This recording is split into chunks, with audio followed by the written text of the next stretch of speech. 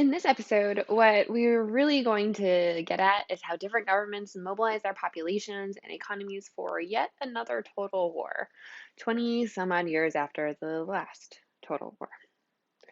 We're primarily going to divide this episode into two halves. It got a little more complicated than that when I actually wrote it, but anyhow, what we're going to look at is really how democracies mobilized for war and how totalitarian states mobilized for war.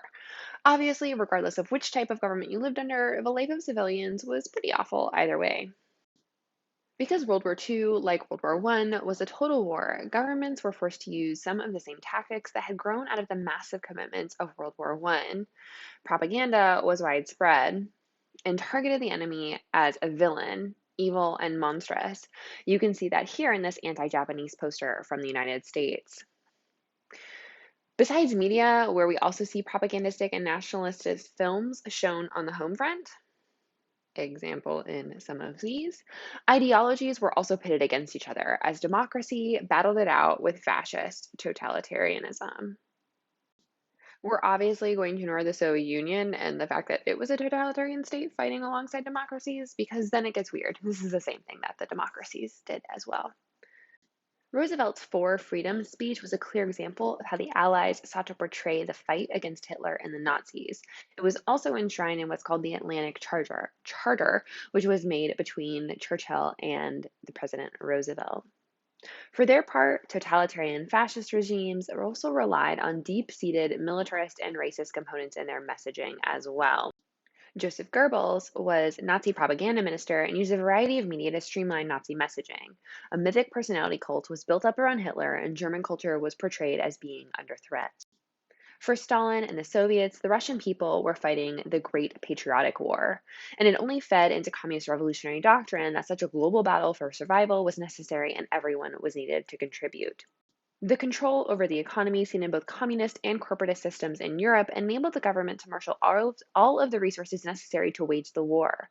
For fascist regimes, their focus on military production nestled right into the ideology of militarism and the cleansing power of war, or even that war was the highest manifestation of the power of the state.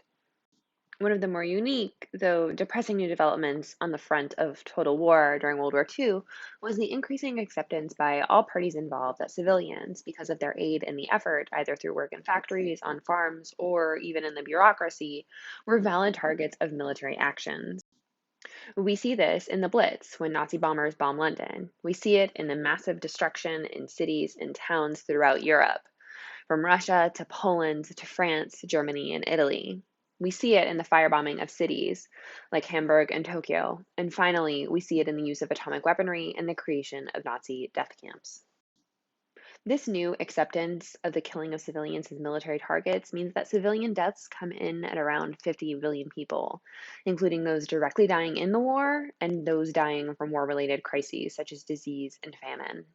Further risking the lives of civilians and making the death toll so costly was the expansion of new weapons and tactics. We'll talk about the Holocaust and other mass atrocities in the next episode, but here I want to discuss mostly firebombing. When a city is firebombed, it isn't just besieged with bombs that detonate, exploding a building or whatnot. Instead, a firebomb contains materials that make it both explosive and incendiary, meaning that it causes a fire to catch. Interestingly, attacks on civilians by the forces of Francisco Franco in the Spanish Civil War and the Japanese in the Second Sino-Japanese War had outraged the British and the Americans both, whose leaders had made various comments concerning its illegality and inhumanity. However, as the conditions of the war progressed and the years dragged on, focus began to shift to breaking the morale or spirit of the enemy by targeting its civilians. This change in attitude was coupled with the fact that bombing technology was not quite as precise as they would like it to be, and that daytime bombing resulted in losing a lot of bombers to ground anti-aircraft missiles. So they wanted to bomb the Germans at night to break their spirit. And to do this, then they would have to bomb whole cities, and it'd have to be at night.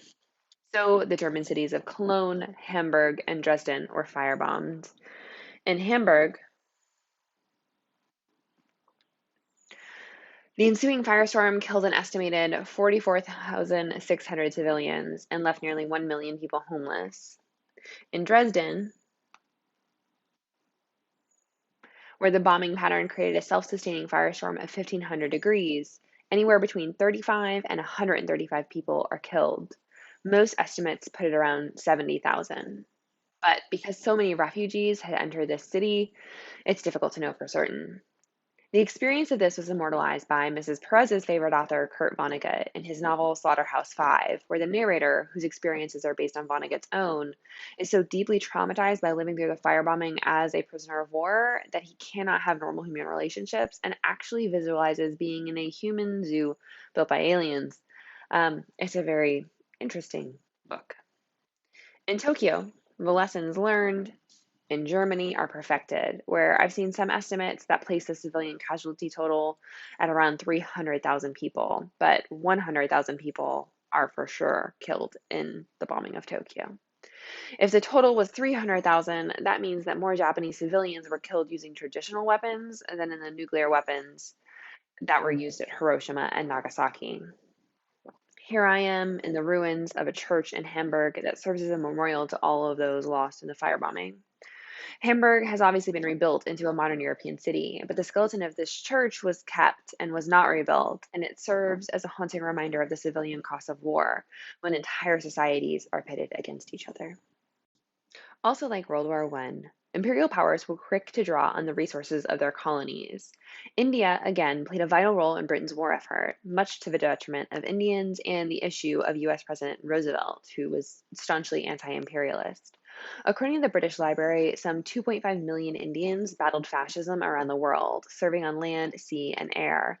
By 1941, India stood as the last garrison against the seemingly unstoppable Japanese as they stormed through colonial possessions in Southeast Asia, getting as far as Burma and capturing Britain's supply of rice from the region, leaving India as a temporary home to 500,000 refugees and, even more important, in the production of food.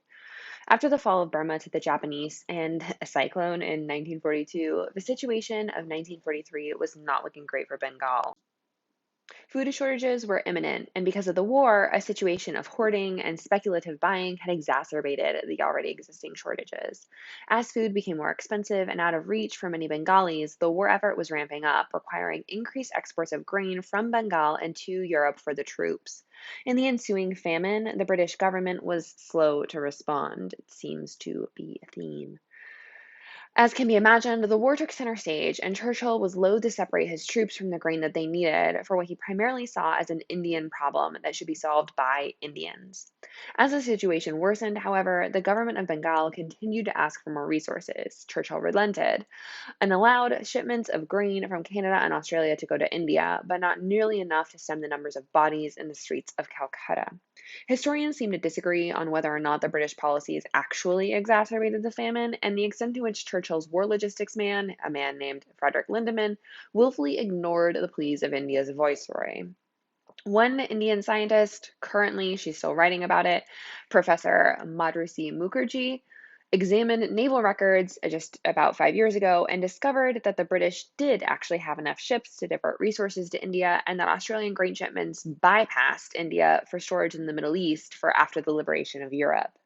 Other historians claim that Churchill, despite having personal problems with Gandhi and being kind of a racist, would never have purposefully starved a region that was so necessary to the British success in the war. The truth, of course, is probably somewhere in the middle. Either way, World War II was the true escalation and evolution of a total war witnessed in World War I.